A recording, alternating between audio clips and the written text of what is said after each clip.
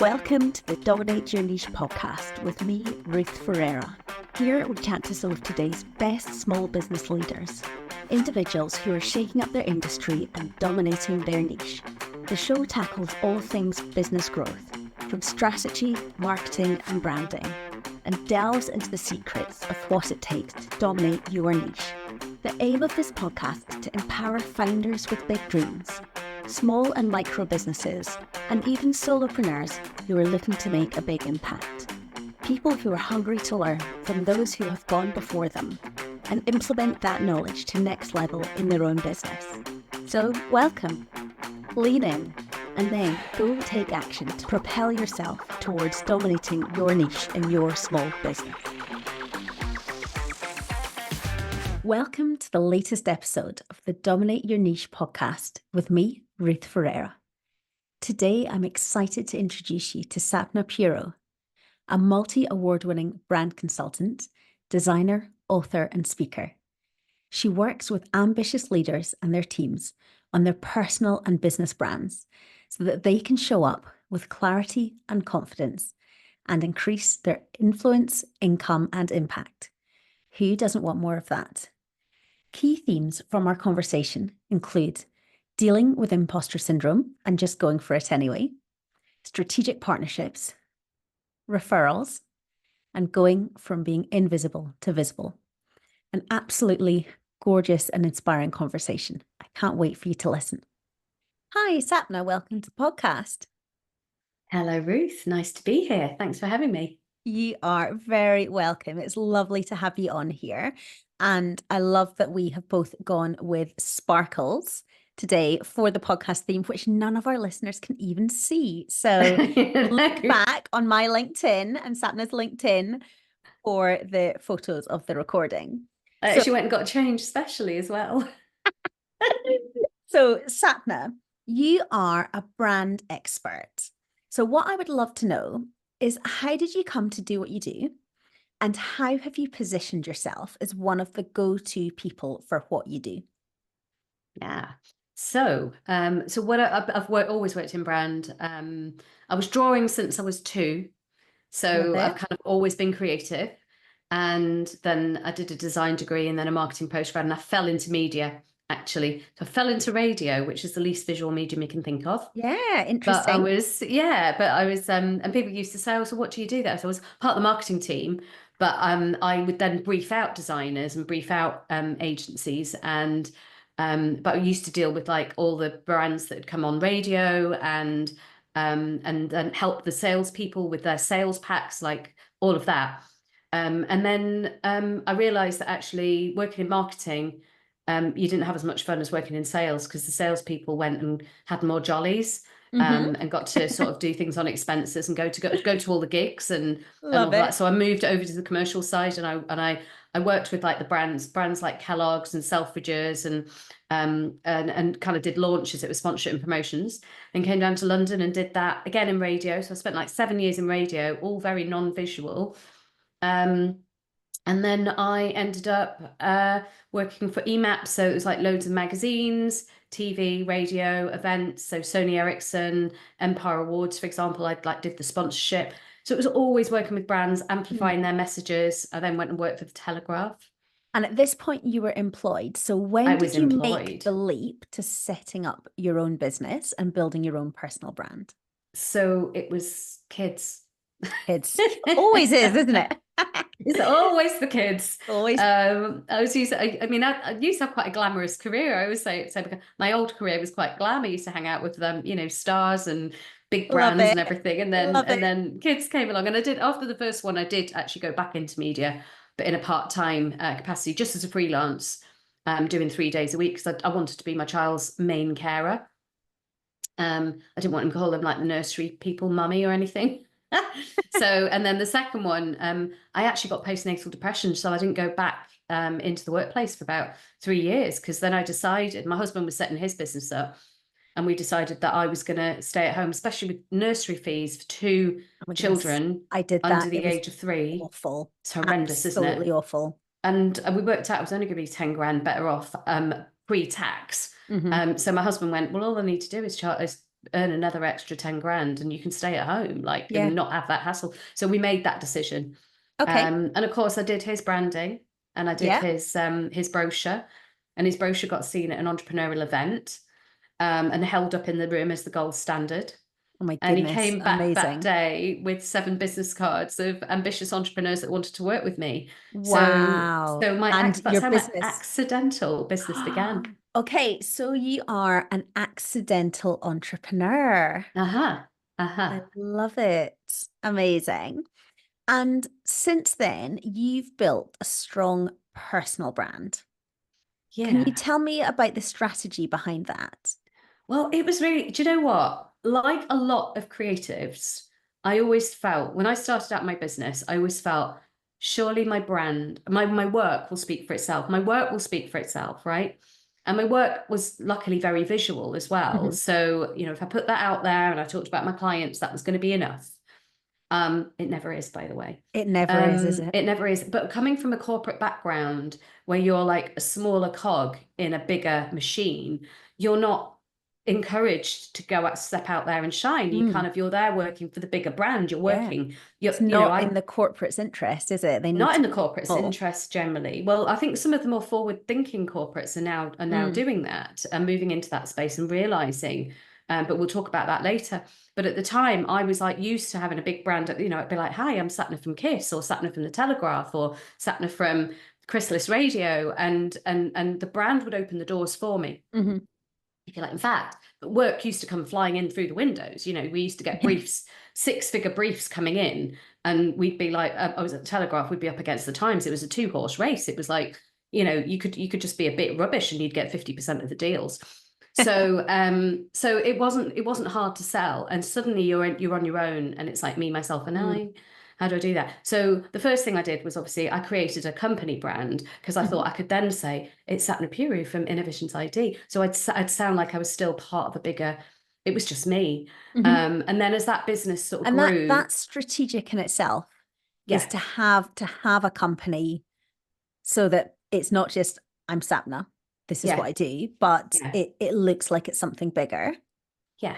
Because the idea was that I was going to be dealing with larger organizations. At that point, I didn't actually know who I was going to be dealing with at this point, but I was working on a brief for Islington Council at the time, and so I thought that was going to be the trajectory that I was going to go down. So I wanted Mhm. a company brand to look official. Yes, I hear that. Um, and so I kept with that company brand for the first 4 years of my business, really. And it was Mhm. always, Innovisions ID, this and that. And I built a team.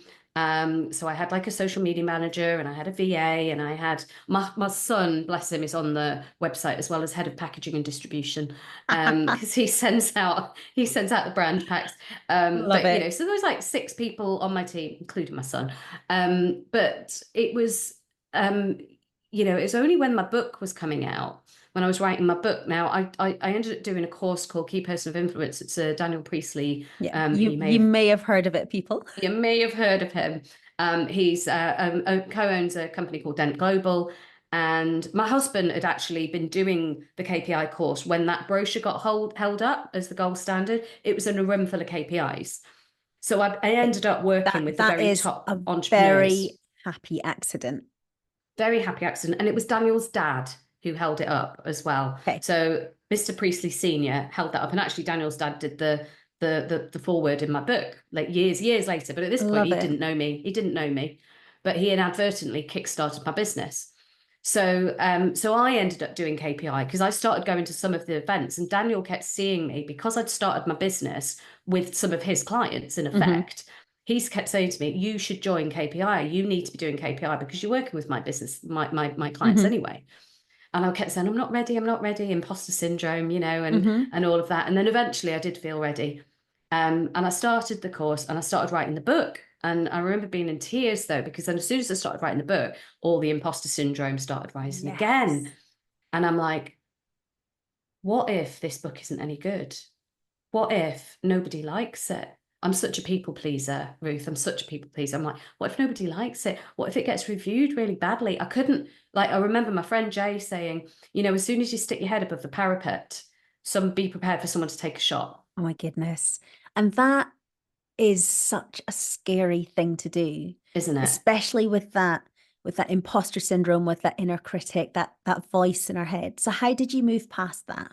So I was in tears on the phone to my publisher and nearly quit writing this book. Right, she's brilliant, Lucy Bucaraher, Rethink Press. I was in tears on the phone to her, and I just went, "What on earth am I putting myself through? Why am I putting myself through this? Why am I writing this fucking book?" And pardon for the swears, you can bleep them out. No, and you know what? It's the second time I've heard language like that today about a bleeping book. There you go. So I said, I actually came to the conclusion because she'd written a book called Abu, which is a book of one's own, which was a call to arms for women to write their business books and have their voices heard. Right, I'd gone to her book launch. Felt really fired up to write my business book. Really But empowered. she'd presented this research that shows that women's books are not reviewed as well as men's. Women get harsher reviews. Women's books don't sell for as high value as men's, and women's books are not taken as seriously. So I had all of this in the back of my head while I was writing my book. So I came to the very logical conclusion that if I put a white man's name on the cover of my book, it would probably do better. It'd get taken more seriously. And so that's what my phone call was to her, was like, I'm just going to put someone else's name. I was so scared of getting visible. And she went, "Don't be so silly, woman. How are you ever going to be a key person of influence if you don't put your name on the cover?" And she was right. Of course, she was right. But it was then that I got visible because I put my name on the cover, and it was on Amazon. My kids thought I was famous because I had a book on Amazon. Love it. It was like legit when it was listed on Amazon, and it's at Waterstones and all good bookshops. But other places do stock it. But that was the point where my social media manager pointed a camera phone at me one Christmas. It was coming out in January 2020, so the book's going to turn 5. The book will be 5 this month, actually. Love it. Love it. And she went, "You do realize now you've written a book called Let's Get Visible, you're going to have to get visible." Interesting. So was the book part of your visibility strategy? Yeah, well, not intentionally, because I was going to put it out with John White on the front or something, John Smith. Or, I don't know, not intentionally. I just wanted to get my wisdom out into the world and help people genuinely. I almost didn't care at that point if my name was on it or not. I was actually terrified to put my name on it, but it became part of my visibility strategy. And then I realized that, it's not so scary. People were loving the book. Yeah. The book won an award. Thank you. Congratulations. Thank you. The book won an award at the Business Book Awards, which then catapulted me into a global platform. Suddenly I started attracting clients from Australia, from Dubai, from Canada, from America, from Ireland, and I was working with, from in Europe as well. I love it. So that was off the back of the Business Book Awards. It kind of was, and KPI. It was like the two together, because KPI is a global network. So I have to say that most of those clients were all from the KPI sort of backgrounds, that most of them were, or connections. Interesting that you've primarily built your business leveraging off somebody else's network. Not intentionally, but and it's not a bad thing. No, not intentionally, but I have got referral partners that I've created other referral partners elsewhere. So I've got a lot of business coaches actually refer their clients through to me, because I do this 1-day brand thing. I can get fast results for their clients, and I don't slow down their coaching. So they love that. I can imagine. Love that. Love that. Okay. So part of your strategic growth has been aligning with these big brands like Daniel Priestley, key person of influence. You've had strategic partnerships with other business coaches. Yeah. And you've gotten visible. Tell me more about getting visible. What does that mean? So for somebody who literally, like, they've maybe started their business relatively recently, or they're maybe further along their journey, but they're not what we would call visible. What did that look like? What were the things that you were leaning into?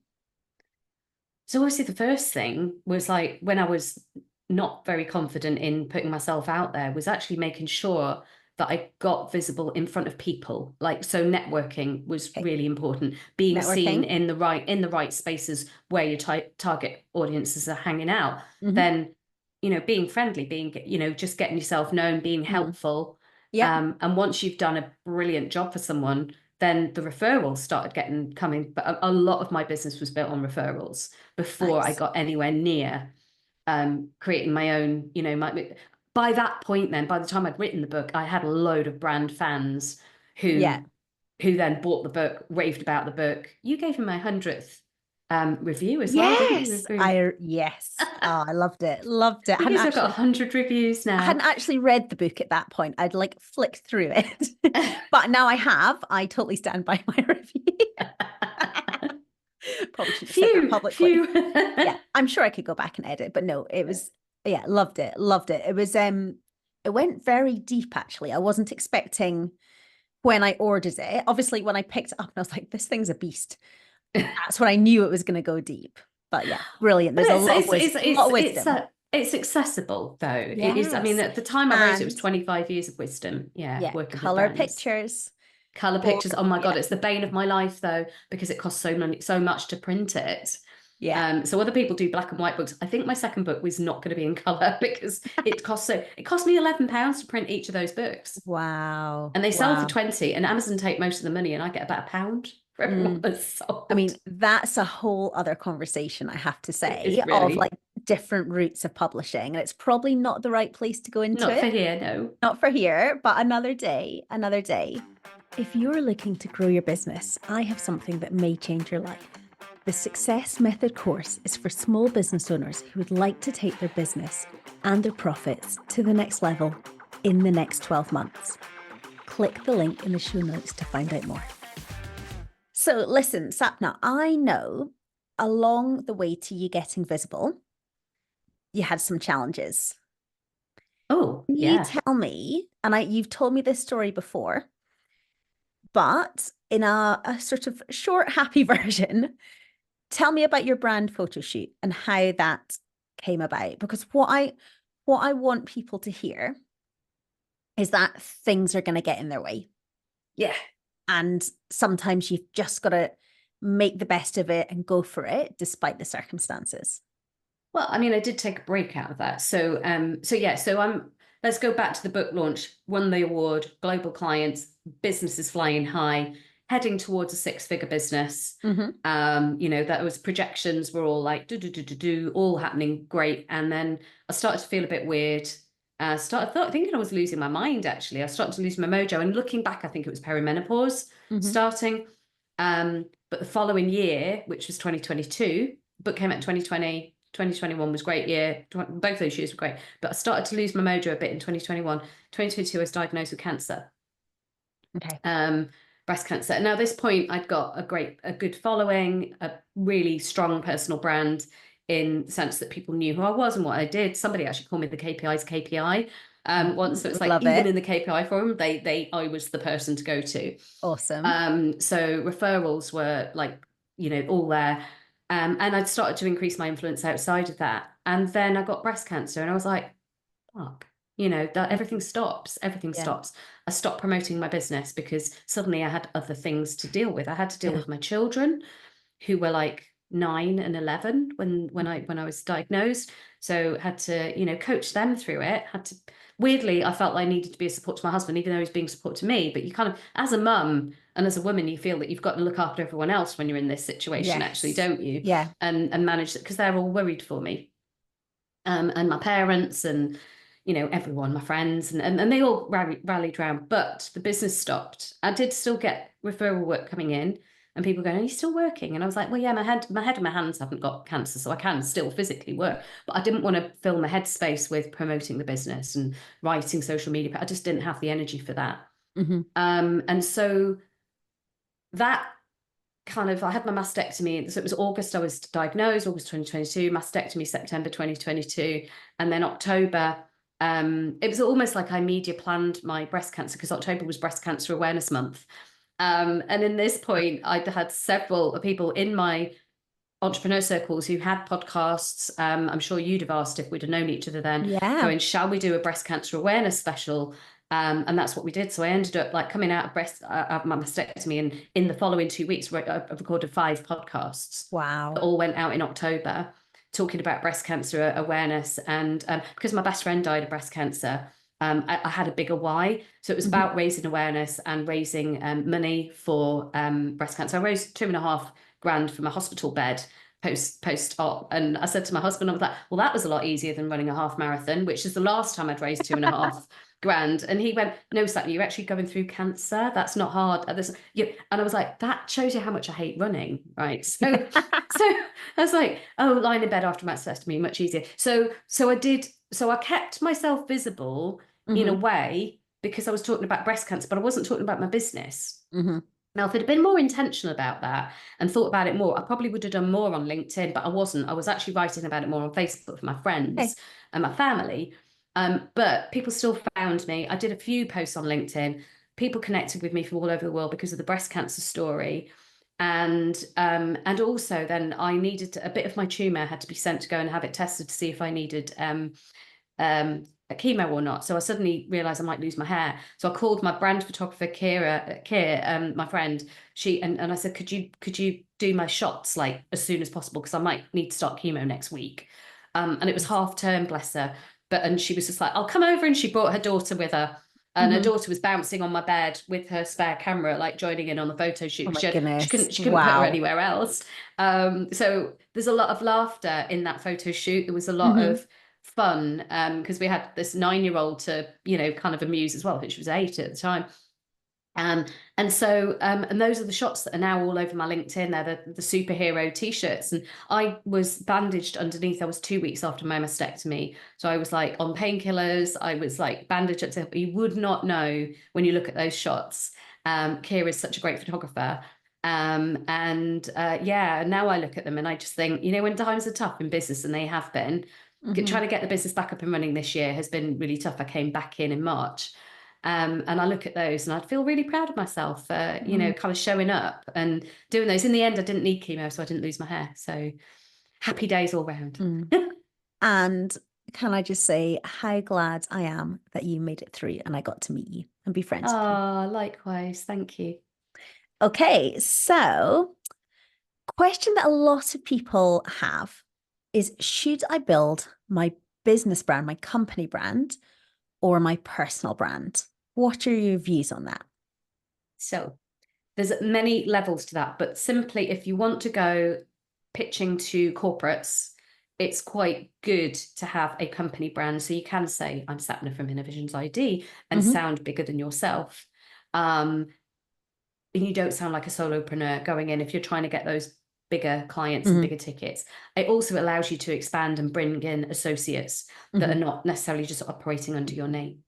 If you are dealing with one-to-one with like other business owners and you're in the coaching space, for example, and that's who you want to be dealing with, like solopreneurs or, business owners on that more personal level, or you're like a life coach or a therapist, then quite often it makes more sense to go with your personal name, with your personal brand, because that will engender more trust and it feels a more intimate kind of connection. That's a very loose speaking. There are obviously people that build multi-million, businesses like Stella McCartney or, Joe Malone have used their names.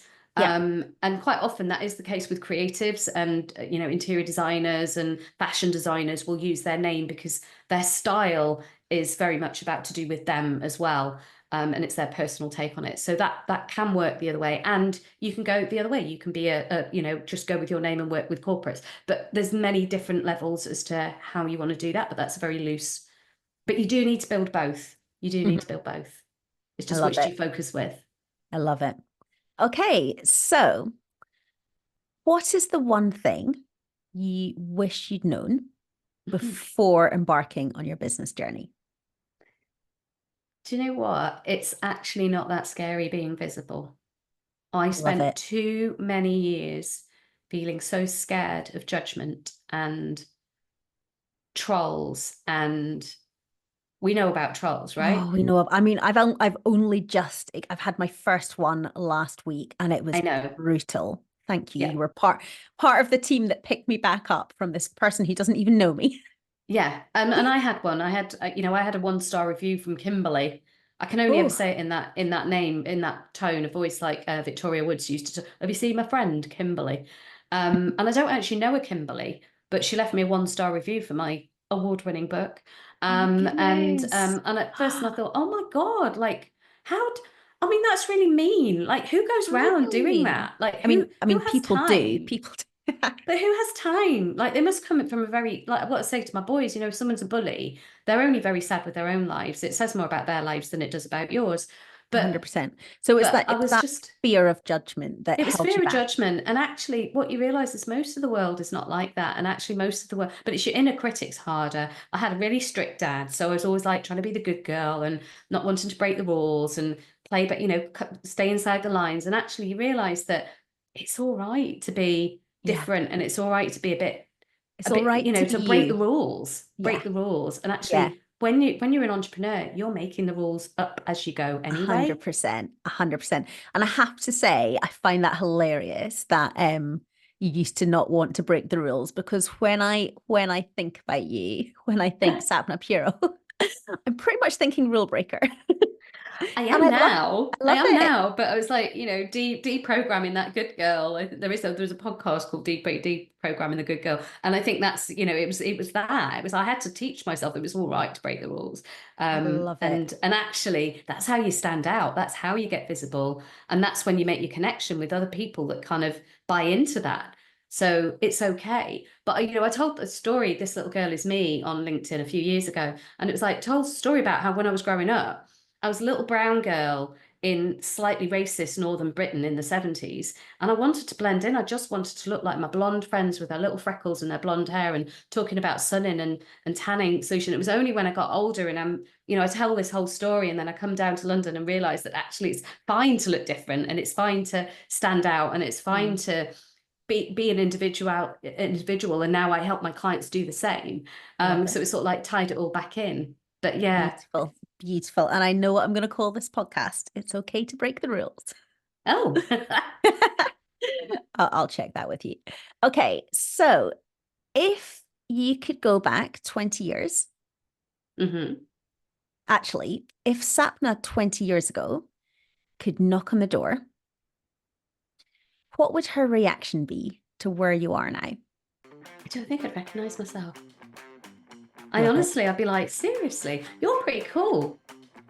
Yes. I was pretty cool back then, but I was so much about fitting in rather than standing out. And it was an interesting thing when I started being an entrepreneur as well.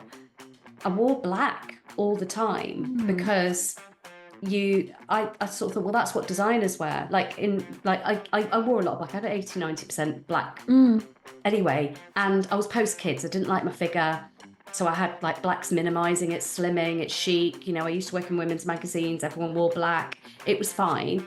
And then I ended up giving like my first talk, my first presentation. It was filmed. And I saw myself and it was like this little head bobbing about in the crowd. It looked like a hovering head because my body just blended in with everybody else wearing dark colours. And that's when I realised that speakers need to wear colour. I was like, oh, that's why speakers, because stand out. And the stylist that I worked with said, black's a colour to hide in. Because I was like, I thought I looked really chic in my cost dress. And she was like, black's a colour to hide in. So I looked completely different. And confidence levels now to where I was then. And has that come through your business journey, or a lot of personal development? I think there's been personal development, there's been business journey, there's been finding wonderful other female entrepreneurs that lift you up and support you and cheer you on. You're one of them.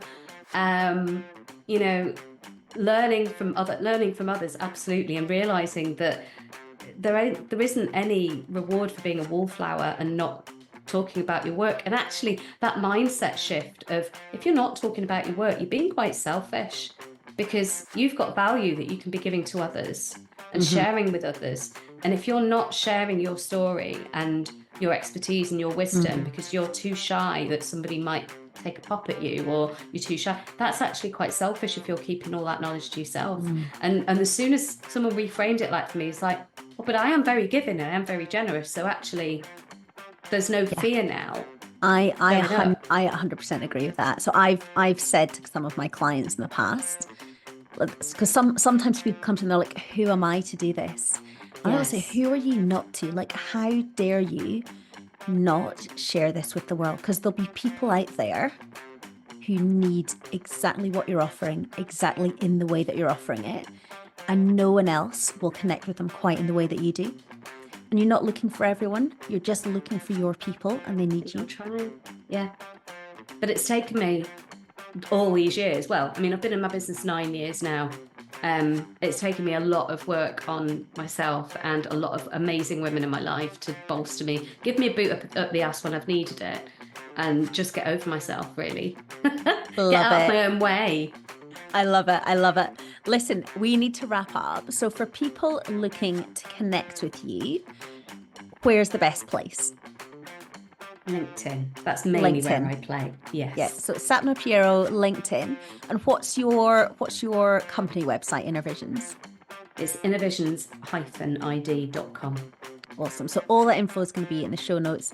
Highly recommend connect up with Sapna and get inspired for what is possible for you and your business brand and your personal brand. Sapna, thank you so much for coming on today. Thank you for listening today. If you like what you hear, please hit subscribe and leave us a review. Even better, come connect with me, Ruth Ferreira, on LinkedIn and Instagram. I'd love to get to know you.